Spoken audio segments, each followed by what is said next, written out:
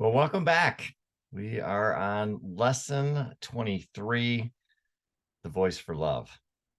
So let's dive right in right away and start going through this. Such a beautiful chapter.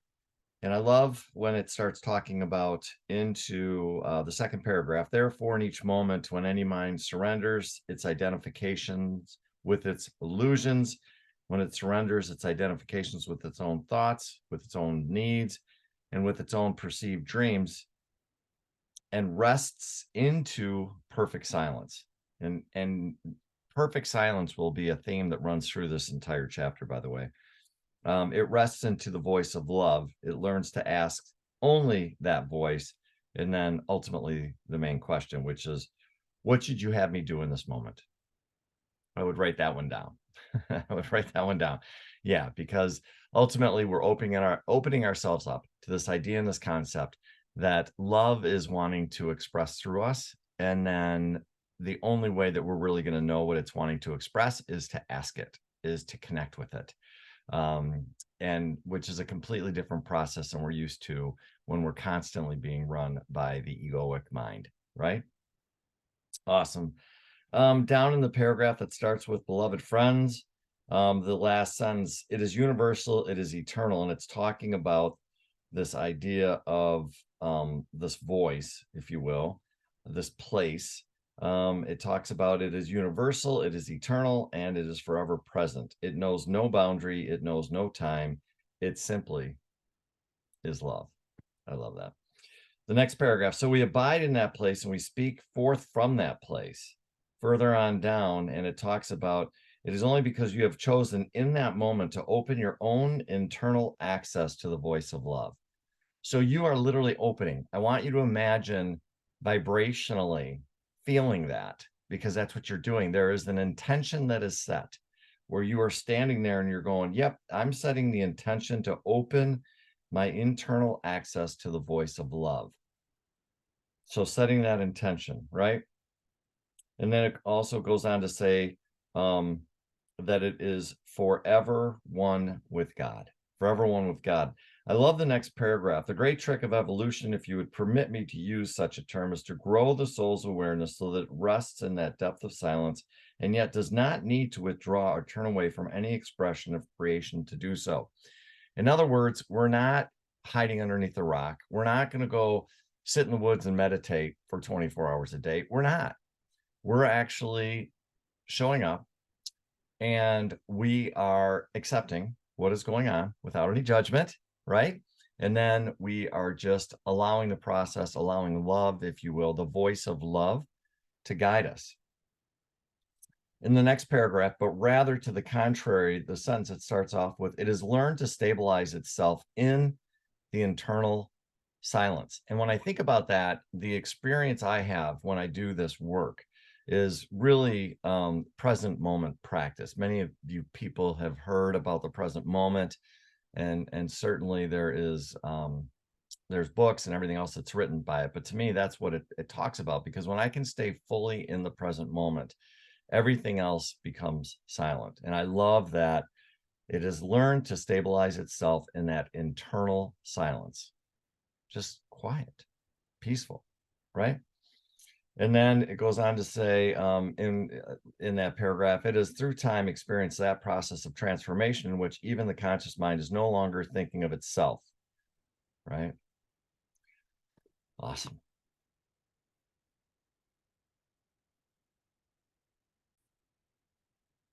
So the next section is called the decision to become one with the mind of God.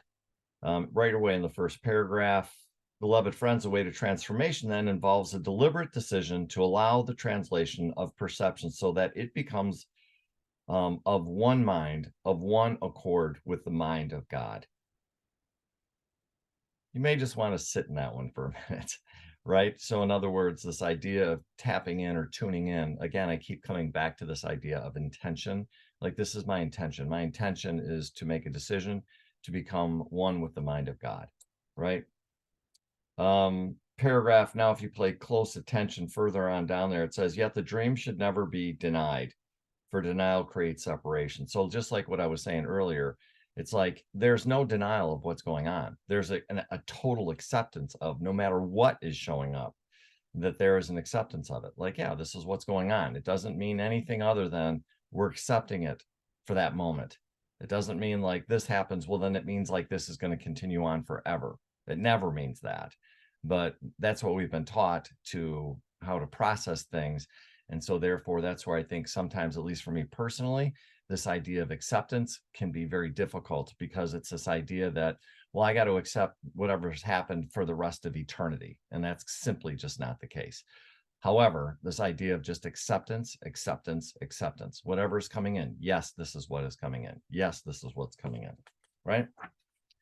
I'm going to skip down a couple of paragraphs when it starts with, when any mind truly awakens, it no longer sees separation in the world at all.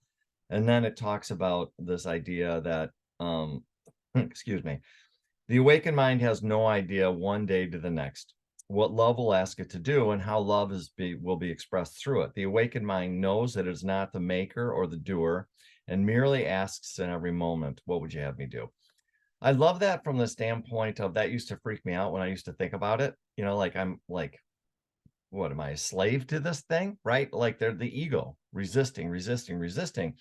And what's interesting is, as I've grown and become more, my spiritual maturity is happening, right? Like it does for all of us. Now what I do is I wake up with a genuine sense of curiosity. Oh, like, what's coming now? Like, there's an excitement to it. Whereas before there was dread, right? So the ego wanted to trick me there, wanting to tell me, oh, you know, you can't do this. You're going to be a slave to this thing. It's like, I'm not being a slave at all. Actually, it's easy. This way, I don't have to try to manipulate and control the moment. I can actually let it go and then just trust that whatever shows up is exactly what it is that I am needing in that moment, and to go with that. And then allow love to express through me. Yeah.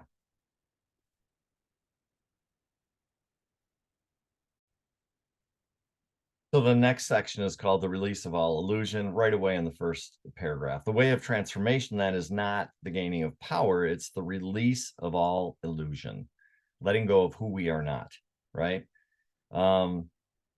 The way of transformation is that process in which you begin to use the mind quite deliberately in a different way, right? So we're learning to retrain the mind to use it differently, is what's happening.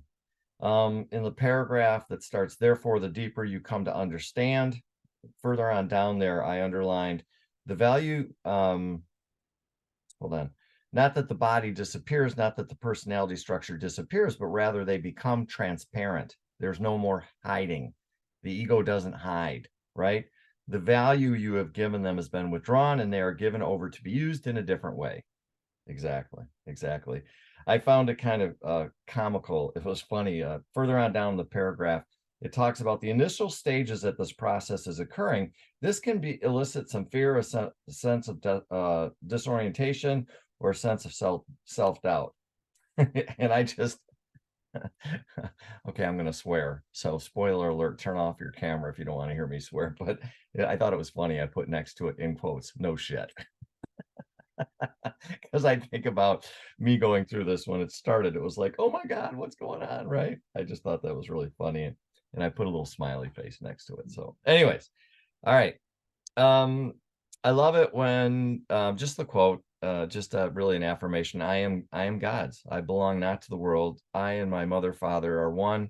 Since I still find myself in this world, how can I dedicate this body and its attendant personality and emotions to the voice of love? A complete surrender. Like, I'm here to serve. That's it. I'm here to be the voice of love. That's what I'm here to do. That's what you're here to do. That's what we're all here to do. Right. And then I love the next paragraph, and that becomes the soul purpose, the soul, and SOLE, SOUL, right? I love that differentiation. Purpose becomes the willingness to allow love to inform each moment. I love the next couple paragraphs down. The way of transformation does indeed require commitment, a deliberate choice. And then further down in that paragraph, it talks about a deeper self-discipline, deeper self-commitment, deeper self-maturity. And so my observation with myself is, the more that you do this work, the more you do this work, right? Because it becomes really important to you. Like you want this, like your soul is going, oh, thank God. Thank God. And as a result of it, you start paying more attention to it. You start doing more things.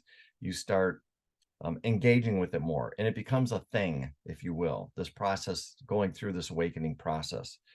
Deeper self-discipline, deeper self-commitment, deeper self-maturity. I love that. A couple paragraphs down, kind of interesting and something that I noted, but I'm also going to suggest that for right now, even though the book asks you to do something, I don't know unless you have the capacity to do this. Maybe you can do it, but for a lot of us, we don't have the capacity to do it. But literally what it's asking us to do, it says, if there's any such lesson you have not brought the wholeness of your being to in a state of openness and surrender, go back and read it again. Well, if you got the time to do that, because I know myself personally, when I went through it, I did have that feeling. And I sat there and got bummed out and started judging myself and shaming myself and blaming myself for not having the time to be able to go back and read it again. And so I think that's one of the reasons, honestly, why I wanted to do this class again, was kind of so like I could go through it again, if you will, right? So I'm going to suggest that unless you really have the capacity to do that, no shame, blame, guilt, or judgment. That's not divine. That's not love. That's your ego, right? So if you can, cool. If you can't, don't worry about it. I love the little story where he shares this idea of just again, the sense of humor with Jesuit comes out. When I reaching out to this beloved brother at 3 o'clock in the morning, he proclaimed, could you please come a little later in the morning? I'd like to get some sleep. And his answer back was, have you not been sleeping long enough? I love that. I love that. In the next section, it talks about you're in the most important journey anyone can take. And I'm going to skip down a couple of paragraphs to the one that starts off with, therefore, indeed, bless the moments. You'll find it serves two purposes, two things, every single moment. It is either the perfect context for your awakening from illusion. In other words, you have something to learn in it, or it gives you the opportunity to cultivate your skill at being a conduit for the voice of love. And so it really, it talks about that. It also talks about, oh, I just saw something I highlighted, which just caught my eye. This is why we choose the following paragraph, the very last sentence. This is why we choose to say that it is through the heart that one knows the immediate will of love. Again, there's a connection. It's like, I really want to know what love is trying to say through me now, how love is showing up and what am I to do in this moment. And especially with what I'm doing at Unity, I find that often people are coming up to me and sometimes I don't have a clue. And I'm just like, I surrender. I surrender it over to love, right? And then it talks about, as you practice letting go of that which you once valued. I think it's interesting. It just talks about you'll simply know, like if there's something to let go in your life, whether it's a relationship, whether it's whatever, the different things that aren't serving us at the highest level. Because the best way for me to explain it is, as you start to do this work, you're going to become very sensitive to vibrations, and everything has a vibration. A person has a vibration. A relationship has a vibration, whether that relationship is with a person, a place, a thing, money, food, all kinds of things, places, circumstances, and you'll get really sensitive. You'll start to get really sensitive. And as you start to do this work, you're going to start noticing some circumstances in your life just don't make sense anymore. And I love it. It just says, look, at when you get to that point of doing this practice, you'll know. And I can just affirm that. You will absolutely know if it's time to maybe change something like that. In the last section, it's called Make a Decision to View Time Differently. I love this. In this lesson, the theme that we wish to bring unto you is to make a decision right now to view time differently. So if you haven't made that decision, make that decision. I'm going to use it differently. Put the eyes of the Holy Spirit right now where you're at, right where you are, right now. Do not just read what is said, but actually decide to do it. So I decide to use time differently, right? And it goes on to talk about that then in the paragraph a couple down. Time then must be seized and seen to be of great value, and that each and every moment is not a mistake. It's absolutely perfect. I love the paragraph down there. It starts with, from this moment, decide to see time differently, to seize the opportunity to train the mind to be vigilant and aware. we're becoming aware. We are waking up, right? And that's what this whole process is all about. But I really love the sentence down here a little bit further that says, to embrace the purpose and reason for your being, and then to ask the Holy Spirit to make all things known and clear. I am going to tell you to circle that one. That is a really, really, really good one. And the reason I'm suggesting to make it known and clear is something I talk about a lot in my goal setting classes and workshops, is because we have something called conscious mind and we have something called the subconscious mind. And when we're doing some of this work, sometimes the stuff is buried in our subconscious mind. And we think we've been told that we don't have access to it, when in truth we do, but we have to start priming that pump. And one of my prayers is, make things all known and clear to me. Make things all known and clear to me. We're not hiding this stuff. So bring it up to the surface so that I can see it, so that it can be transformed and healed. We're no longer hiding this stuff, right? I love the comment down a few paragraphs. It says, it's much like when the light of Christ comes to descend again, because it makes a comment. I'm sure I've mentioned this before. I'm going to re-emphasize this. And that is, the ego dissolves into light itself. It becomes remade. I find in some teachings, it talks about, destroying the ego, getting rid of it. I've never felt that way. There's been something off about that teaching to me.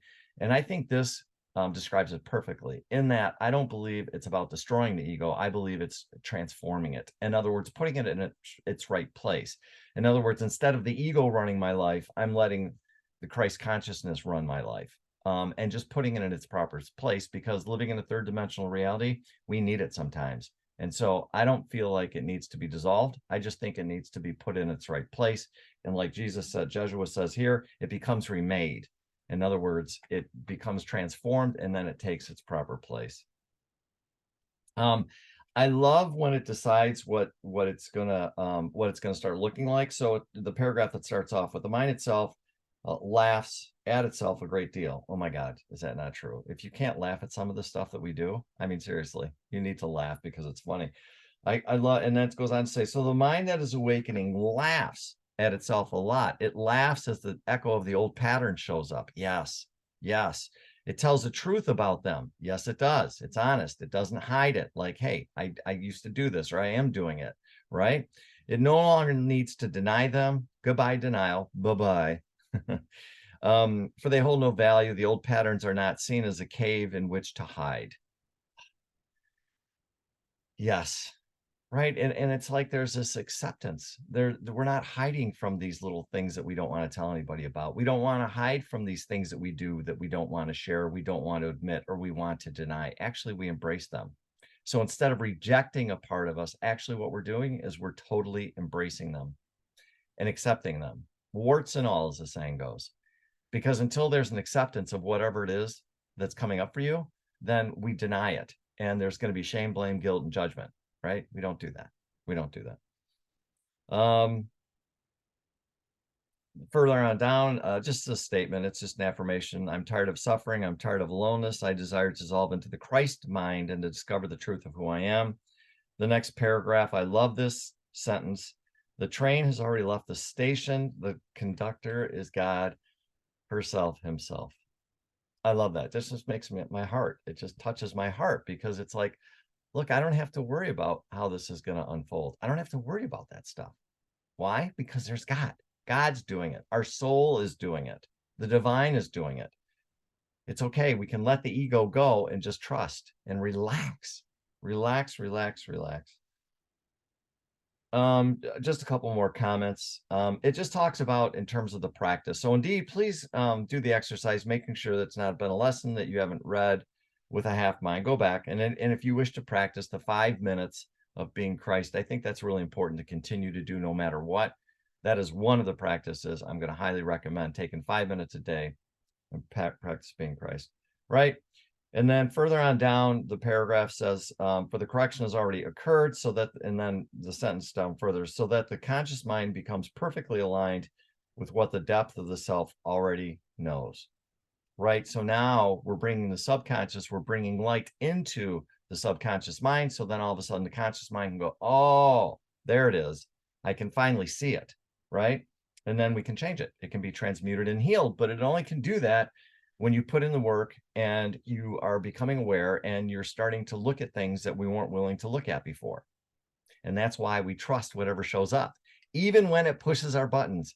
In fact, I would argue strongly that when something pushes our buttons, we need to be paying extra attention. That's where it is. I always say this, it's resistance, resistance. Anytime you're going like, resistance, there's something there for you. Don't ignore it, and don't be a victim of it and come out attacking. When you're attacking something, basically what that means is you're ignoring the lesson that is there for us. So there's a time of just, oh, that really triggered me. What is there? There's something there for me to learn. And that's not easy at first, because we're tempted to think it's all about this situation. It's all about this person. It's all about this politician. It's all about blah, blah, blah, blah, blah, blah, blah. It's never about, when you first start, it's never about you, ever. Boy. Anyways, so do this one thing in each of your next 7 days, as often as you remember to. You will only remember what you choose to value. Decide to see time differently. Acknowledge that you are a disciple of the mind of Christ. Oh, love it. Decide to know that nothing matters to you other than the simplicity of allowing the dissolution of illusions. That's what we're doing. We're dissolving the illusions, so that Christ can come in and live where the ego dwelt in authority. Again, we're putting the ego in its proper place. We're transforming it. We're transmuting it. We're healing it. A simple exercise. So, beautiful lesson. Absolutely beautiful lesson. Next week, we're going to be doing lesson 24. It is now up to you. I hope you have a wonderful day. Thanks for joining us today, and have a great day. God bless.